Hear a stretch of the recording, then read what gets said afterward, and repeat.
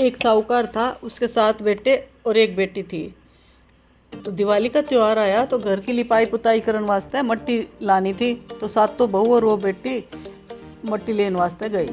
मट्टी खोदते खोदते उस ननद से के होया, से ही माता के बच्चे के फाली लगी और वो बच्चा मर गया। तो से ही माता तो गुस्से में आ गई, बोली कि मैं तो तेरी कूख बांधूंगी।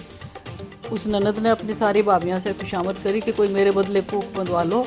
सारी मना कर गई। बस छोटे वाले जो बहू थी उसने सोचा कि माँ जी गुस्सा होगी, कहेगी तुम 7 भाभियाँ थी और एक या ननद है, अरे सासरे में अकेली बहू है, इनका तो वंश ही ख़त्म हो जाएगा अगर कूख बांध दी तो तुम कोई सी कूख मत बंधवा लेती। तो छोटी वाली बहू थी ना, वो बोली भाई मेरी ननद भाई ने तो छोड़ दे और मेरी कूख बांध ले। सही माता ने ननद भाई तो छोड़ दी और उसकी कूख बांध ली। तो ईब उस छोटी बहू के बच्चे होते मर जाते। बहुत परेशान होगी। पड़ोस में किसी शानी सी लोग आई थी, उससे पूछा तो वो बोली एक लंगड़ी गऊ है तो उसकी सेवा कर, वो सही माता की सहेली है, वो तेरी कूख खुलवा सके।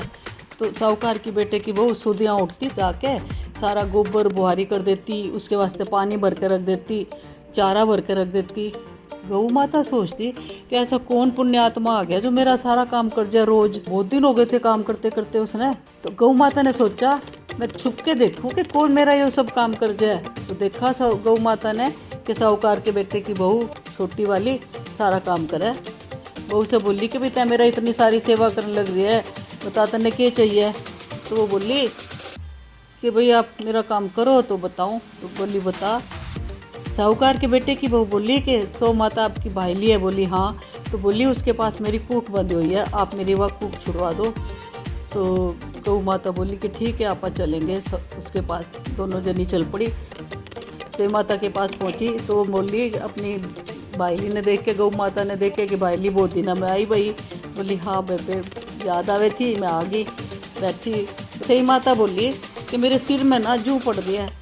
तो गऊ माता बोली कि मेरे साथ ये साहूकार के बेटे की बहू है, या तेरे सिर में से जूं निकालेगी। तो साहूकार की बेटे की बहू ने उसकी सिर में से जुआ निकाली, उसकी चोटी करी, तेल लगाया, उसकी खूब सेवा करी से माता की। से माता खुश होगी, बोली तने मेरी इतनी सेवा करी है, सारे सिर में से जूं निकाल दी, कंगी चोटी कर दी, बता तने क्या चाहिए। साहूकार के बेटे की बहू बोली कि पहले 3 वचन दो कि मैं जो मांगूंगी वो दोगे। सही माता बोली कि हाँ भाई तने मेरी इतनी सेवा करी है, बोल तने क्या चाहिए, मैं वचन दूँ, तू जो कहेगी मैं वो दूंगी। मेरी ना कोख आपके पास बंधी पड़ी है, मेरी वो कोख छोड़ दो। सही माता बोली कि भाई तने तो मेरे को ठग लिया सेवा के बदले।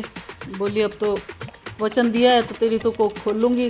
बोली जा तेरी कोख खोल दी, तू घर जावेगी तो तने सारे अपने 7 बेटे और बहू घर में बैठे पावेंगे। घर जा उजमन कर, त्यौहार मना। साहूकार के बेटे की बहू वापस आई तो देखे घर में उसके तो 7 बहू और 7 बेटे घर में पिड्डा डाले बैठी हैं बहुआ। साहूकार की बेटे की बहू ने 7 उजमन करे, 7 होई मांडी और खूब पकवान बनने लग रहे घर में। बराबर में वो जिठानियाँ रहा करती, वे बोली आपस में कि भाई जल्दी जल्दी अपनी होई मांड लो, पूजा पाठ कर लो, फिर वह सरजोई रोन लग जाएगी क्योंकि उसके तो बच्चे मर जाएं, वो बेचारी कुछ कर कौन सके। उस दिन उन्होंने सारा काम कर लिया और उसके रोन की आवाज़ को नहीं आई, बल्कि उसके घर से पकवाना की खुशबू आने लग रही थी और खूब हो हल्ला मच रहा था। उसके घर में तो खुशी हो रही थी, नाचे कूदने थे बहू बेटे सारे। उन्होंने भेजा अपनी दासी को कि जा देख के तो आ उसके घर में भाई क्या हो रहा है। जाके देखे तो क्या देखे, उसके घर में तो वही मंड रही हैं, बहुआँ बैठी हैं, खूब पकवान बनने लग रहे हैं। उधर जाके बता दिया माँ जी उधर तो 7 बहू बैठी हैं, 7 बेटे जिंदा हो रहे हैं, 7 बहू बैठी हैं। वो बड़ी खुश हुई भाई, सासू उठानी सारी बड़ी खुश हुई और जाके उसके घर भाई बहुत बहुत वो सारे जने खुश हुए। हे होई माता, जैसे उस साहूकार के बेटे की बहू के पहले आई वैसे किसी में ना आई हो, पाछे आई वैसे सब किसी के सुनियो, सुनते गिनते हंकारा बढ़ते हमारे सब की कूख खोल के रखियो। जय होई माता तेरी जय हो। एक बार विनायक बाबा चूटी में चावल और 1 चम्मच में दूध लेके आवाज़ लगाने लग रहे थे, कोई मेरी खीर बना दो, कोई मेरी खीर बना दो। उनकी आवाज़ सुन के कोई भी गली में से बाहर आती और देखती तो फिर कहती ले 1 चम्मच दूध से कोई खीर बना। किसी ने उसकी खीर बनाने की आनी भरी। एक बुढ़िया माई थी, वो बोली कि ला बेटा मैं बनाऊँ तेरी खीर। लाई छोटा सा एक पतीला निकाल के। विनायक बाबा बोले बुढ़िया माई इससे क्या होगा, बड़ा सा टोकना ला, तेरे पास जितना बड़ा है। बुढ़िया माई बोली ठीक है। जब वो खीर बनाने वास्ते उसने हाँ ही कर दी तो जो बोला वो बोली ले अच्छा बड़ा टोकना लाऊं।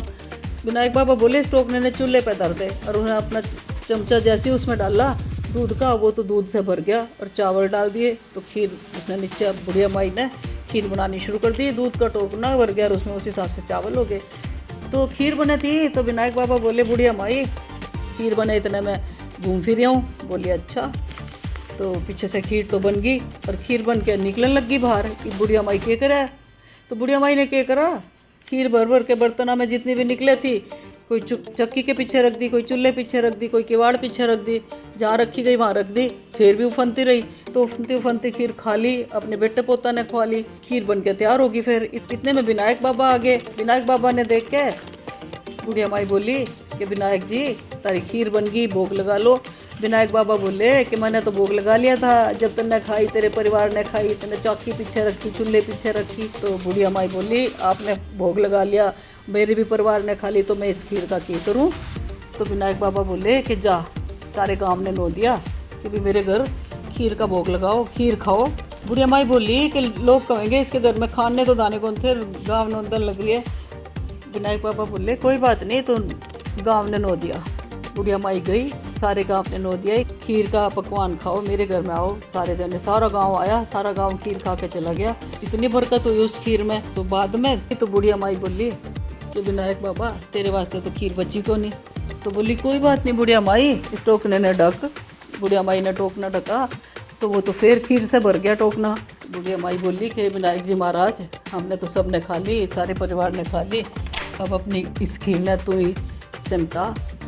विनायक बाबा ने अपनी वो खीर खाई और फिर जाते जाते उसके मकान के एक लात मारी तो बुढ़िया माई का घर बहुत बड़ा महल बन गया। अन्न धन सुख संपत्ति हीरे मोती जवाहरात से भर गया और उसके बेटे बहू पोता सब हो गए। हे विनायक बाबा जैसे उस बुढ़िया माई ने ठूठे वैसे सब किसी ने ठूठी। सुनते गिनते ना 11 बढ़ते ना अपने सारे परिवार ने इसी तरह ठूठी हो। जय विनायक जी महाराज।